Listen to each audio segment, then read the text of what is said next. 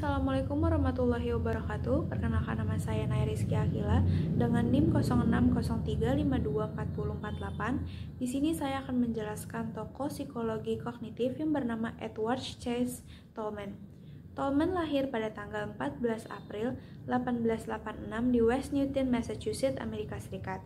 Ia memperoleh gelar sarjana dari Massachusetts Institute of Technology atau MIT dalam bidang kimia, tetapi kemudian tertarik pada psikologi. Setelah membaca karya William James, ia melanjutkan studi doktoralnya di Harvard University, tempat ia belajar di bawah bimbingan Hugo Munsterberg dan Robert Yerkes. Di sana ia mulai terinspirasi oleh gagasan Gestalt dan psikoanalisis. Sejarah pada psikologi. Pelopor teori behaviorisme kognitif.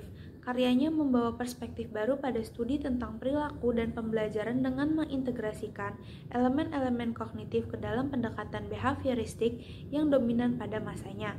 Tolman adalah sosok yang menjembatani behaviorisme dan psikologi kognitif, dan idenya tetap relevan dalam memahami bagaimana manusia dan hewan belajar serta berperilaku berdasarkan tujuan dan pemahaman lingkungan. Kontribusi Tolman pada bidang psikologi. Yang pertama, teori pembelajaran kognitif. Tolman percaya bahwa pembelajaran bukan hanya asosiasi stimulus respon, melainkan juga melibatkan proses kognitif seperti ekspektasi dan tujuan. Ia menciptakan istilah peta kognitif untuk menggambarkan secara hewan dan manusia memetakan lingkungan mereka secara mental. Yang kedua, pembelajaran laten. Tolman menunjukkan bahwa hewan dapat belajar tanpa adanya penghargaan atau hukuman langsung. Dalam eksperimennya dengan tikus, ia menemukan bahwa tikus mampu belajar rute di labirin meskipun tidak diberi hadiah sampai waktu tertentu. Yang ketiga, eksperimen tikus dan labirin. Penelitian Tolman yang paling terkenal melibatkan eksperimen dengan tikus ditempatkan di labirin. Eksperimen ini menunjukkan bahwa tikus dapat mengembangkan peta mental bagi lingkungan mereka. Karya utama Tolman. Yang pertama, buku Purposive Behavior in Animals and Man, 1932, menggambarkan pandangannya tentang perilaku yang terarah pada tujuan. Yang kedua adalah pengembangan atas teori intervening variables yang menggambarkan faktor-faktor internal yang memediasi antara stimulus dan respon. Albert Ellis. Albert Ellis adalah seorang psikolog berpengaruh yang mengembangkan terapi perilaku emosional rasional. Ia memainkan peran penting dalam revolusi kognitif yang terjadi di bidang psikoterapi yang memengaruhi munculnya pendekatan kognitif perilaku sebagai pengobatan. Menurut salah satu survei psikolog profesional, Ellis menduduki peringkat kedua sebagai psikoterapis paling berpengaruh, di belakang Carl Rogers dan tepat di atas Sigmund Freud. Kontribusi terhadap psikologi. Meskipun RBT sering digambarkan sebagai cabang dari CBT, karya Ellis benar-benar merupakan bagian dari revolusi kognitif dan ia membantu menemukan dan memelopori terapi kognitif perilaku. Ia sering digambarkan sebagai salah satu pemikir paling terkemuka dalam sejarah psikologi. Ellis juga menulis lebih dari 80 buku, banyak diantaranya menjadi buku terlaris mengenai pengaruhnya di bidang psikoterapi. Psikologi Today menyatakan bahwa tidak ada individu, bahkan Freud sendiri, yang memiliki pengaruh lebih besar pada psikoterapi modern. Karya utama Albert Ellis. Yang pertama, Addressing Emotion in Psychotherapy pada tahun 1962. Buku ini adalah salah satu karya paling penting dari Albert Ellis dan berfungsi sebagai landasan untuk pengembangan terapi rasional emotif perilaku atau REBT. Yang kedua ada The Handbook of Rational Emotive Therapy pada tahun 1985. Buku ini merupakan panduan lengkap tentang RBT yang menjelaskan prinsip-prinsip dasar, teknik-teknik yang digunakan, serta aplikasi terapi ini dalam berbagai konteks psikologis. Yang ketiga ada A Guide to Rational Living pada tahun 1961. Ini adalah buku populer yang ditulis oleh Ellis bersama dengan Robert A. Hepper. Buku ini menyajikan prinsip-prinsip dasar dari RBT dalam bentuk yang mudah dipahami oleh halayak umum. Yang keempat ada Overcoming Destructive Belief, Feelings, and Behaviors, New Direction for Rational Emotive Behavior Therapy pada tahun 2004. Dalam buku ini, Ellis menggali lebih dalam tentang cara keyakinan destruktif memengaruhi perasaan dan perilaku individu, dan menawarkan teknik-teknik untuk mengatasi keyakinan tersebut melalui RBT. Jean Piaget. Nama lengkap Jean William Fritz Piaget, tanggal lahir 9 Agustus 1896, tempat lahir Neuchâtel, Swiss, tanggal wafat 16 September 1980 pada saat usia 84 tahun. Pendidikan studi di Universitas Neuchâtel, PhD dalam ilmu biologi, berkarir sebagai psikologi dan filsuf. Pekerjaan psikolog filsuf, pengamat perkembangan anak. Keluarganya, dia anak pertama dari pasangan Arthur Piaget dan Rebecca Jackson. Kontribusi terhadap psikologi, menjadi pionir psikologi perkembangan, teori perkembangan kognitif, pendidikan dan kurikulum, lalu ada penelitian dalam pembelajaran. Karya utama John Piaget, The Language and Thought of Child, fokus pada perbedaan cara berpikir antara anak-anak dan orang dewasa.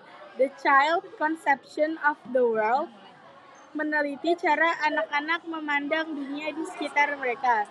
The Origin of Intelligence in Children, mengemukakan gagasan tentang perkembangan intelektual anak dari kelahiran hingga usia 2 tahun. Teori tahap perkembangan kognitif, menyusun 4 tahap perkembangan kognitif. Assalamualaikum warahmatullahi wabarakatuh. Saya Najwa Isa Humaira dan di sini saya mau membahas tentang Lev Vygotsky. Lev Vygotsky lahir pada tanggal 17 November 1896. Ia wafat pada tanggal 11 Juni 1934. Lev Vygotsky adalah seorang psikologi asal Rusia yang dikenal atas kontribusinya dalam teori perkembangan anak. Salah satu hasil kerjanya yang dikenal di bidang psikologi anak adalah merumuskan konsep Zone of Proximal Development. Keluarganya merupakan keturunan Yahudi dengan status sosial kelas menengah. Vygotsky mengawali pendidikannya di gimnasium. Setelah itu ia melanjutkan studi hukum di Universitas Negeri Moskow dengan bantuan beasiswa. Konsep Zone of Proximal Development. Konsep ini menerapkan bahwa dalam proses pembelajaran seseorang anak, ada sebuah area di mana anak tersebut harus diberikan bantuan eksternal untuk dapat belajar hal yang baru, sedangkan ada area lain di mana anak tersebut dapat belajar mandiri tanpa dibantu. Vygotsky menekankan pentingnya kehadiran orang lain seperti guru, orang tua, atau teman yang diistilahkan sebagai orang yang lebih berpengetahuan atau the more knowledge other. Pemikiran Lev Vygotsky. Perkondisi kognitif. Vygotsky memiliki sebuah pemikiran filsafat mengenai manusia dan lingkungan. Ia meyakini bahwa manusia bukanlah hewan yang hanya bereaksi terhadap lingkungan. Manusia memiliki kemampuan untuk mengubah lingkungan sesuai dengan keperluannya. Teori konstruktivisme sosial berkembang dari pemikiran tersebut. Teori ini mengatakan bahwa interaksi sosial adalah cara untuk membentuk kognisi anak. Vygotsky memiliki minat dalam pengungkapan esensi dari serangkaian aktivitas yang bermakna di lingkungan sosial dan budaya. Kedua jenis lingkungan ini merupakan lingkungan yang dapat mempengaruhi konstruksi kognisi pada anak. Yang kedua, teori belajar. Vygotsky menghasilkan teori belajar yang mampu melakukan akomodasi atas revolusi sosial kultural pada teori belajar dan pembelajaran. Ia mengemukakan bahwa pemikiran seseorang tidak dipahami melalui isi pikirannya dan ke dalam kejiwaannya. Pemahaman ini hanya perlu diperoleh dari latar belakang sosial, budaya, dan sejarah yang dimiliki oleh individu tersebut. Dalam pemikiran Vygotsky terdapat makhluk hidup yang sangat aktif dan subjektif, yaitu anak-anak. Melalui interaksi dengan lingkungan sosial dan budaya, anak-anak dapat membentuk pengetahuan. Cara berpikir dan kondisi yang dimiliki oleh anak-anak sangat dipengaruhi oleh lingkungan sosial dan budaya. Vygotsky meyakini bahwa perkembangan anak tidak memiliki batas konflik dan resolusi dialektis. Karya Vygotsky di bidang psikologi. Yang pertama, zona perkembangan proksimal. Konsep yang menjelaskan bahwa dalam proses pembelajaran ada area di mana anak perlu bantuan eksternal dan ada area di mana anak bisa belajar sendiri. Vygotsky menekankan pentingnya kehadiran orang lain yang lebih berpengetahuan seperti guru, orang tua, atau teman. Kedua, teori sosiokultural. Teori yang menjelaskan bahwa interaksi sosial dan konteks budaya mempengaruhi perkembangan kognitif dan proses pembelajaran anak-anak. Kemudian yang terakhir, teori konstruktivisme. Teori yang menyatakan bahwa pengetahuan dibangun melalui kolaborasi antara individu dengan individu lainnya.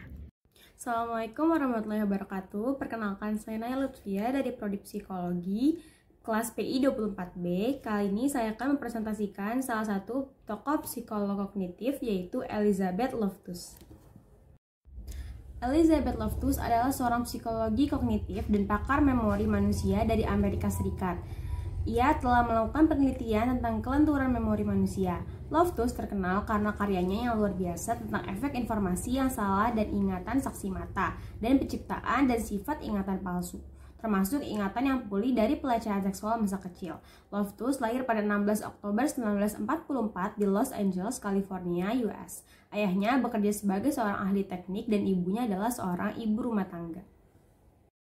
Loftus meraih gelar sarjananya di bidang psikologi dari University of California, Los Angeles atau UCLA pada tahun 1966. Selama di UCLA, ia mulai tertarik pada studi psikologi kognitif, khususnya mengenai ingatan dan bagaimana ingatan dapat dipengaruhi oleh berbagai faktor eksternal.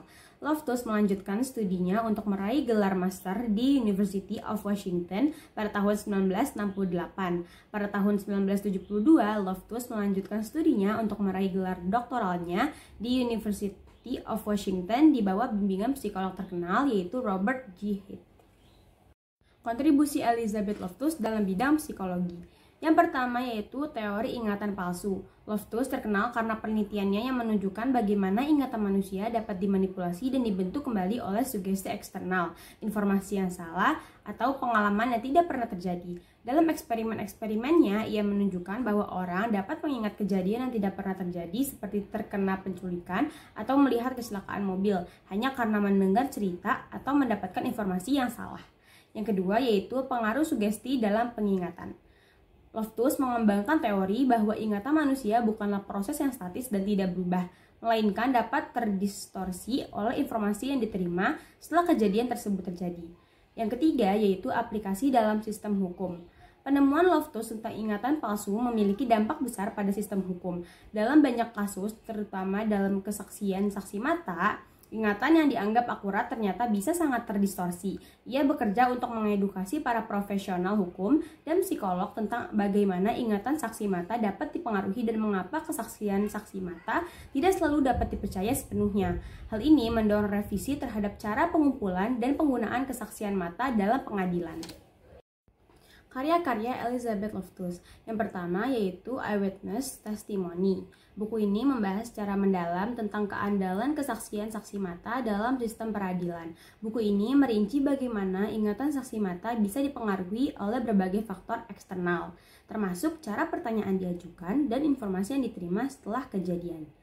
Yang kedua yaitu The Myth of Repress. Buku ini menentang gagasan bahwa individu dapat mengubur atau menekan ingatan tentang peristiwa traumatis dan bahwa memori tersebut dapat kembali dengan jelas di kemudian hari. Yang ketiga yaitu Essence of Statistics. Buku ini berfokus pada penerapan statistik dalam konteks penelitian psikologi, terutama dalam studi mengenai memori dan ingatan. Buku ini bertujuan untuk memberikan pemahaman tentang bagaimana statistik dapat digunakan untuk menganalisis data dalam eksperimen psikologi dan untuk menarik kesimpulan yang valid dari data tersebut. Aaron T. Beck adalah seorang psikiater dan psikolog Amerika yang terkenal sebagai bapak terapi kognitif. Dia mengembangkan kognitif terapi yang kemudian dikenal sebagai kognitif behavioral therapy, salah satu pendekatan psikoterapi paling berpengaruh dan digunakan secara luas hingga saat ini. Kontribusinya di bidang psikologi diantaranya ada kognitif terapi. Ia mengembangkan terapi kognitif yang berfokus pada bagaimana pola pikir dan keyakinan seseorang dapat mempengaruhi emosi dan perilaku. Ia percaya bahwa banyak masalah psikologis muncul dari pola pikir negatif dan distorsi kognitif. Yang kedua, kognitif prior. Beck memperkenalkan konsep ini yang mencakup 3 komponen, yaitu pandangan negatif tentang diri sendiri, pandangan negatif tentang dunia, dan pandangan negatif tentang masa depan. Konsep ini menjadi dasar dalam memahami bagaimana depresi dan gangguan mental lainnya berkembang. Yang terakhir, Beck Depression Inventory. Ia menciptakan BDI, alat penilaian yang banyak digunakan untuk mengukur tingkat keparahan depresi. Alat ini telah menjadi standar dalam banyak penelitian dan praktik klinis.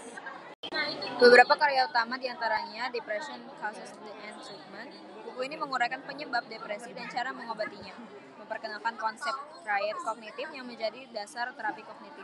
Yang kedua, cognitive therapy and the emotional disorder, menguraikan konsep dasar terapi kognitif untuk berbagai gangguan emosional, tidak hanya terbatas pada depresi, tetapi juga kecemasan dan gangguan lainnya. Yang terakhir, anxiety disorders and phobias. A cognitive perspective. Buku ini membahas pendekatan kognitif dalam mengatasi gangguan kecemasan dan fobia, menekankan pentingnya mengubah pikiran yang menimbulkan kecemasan. Sekian presentasi dari kelompok 2. Terima kasih. Wassalamualaikum warahmatullahi wabarakatuh.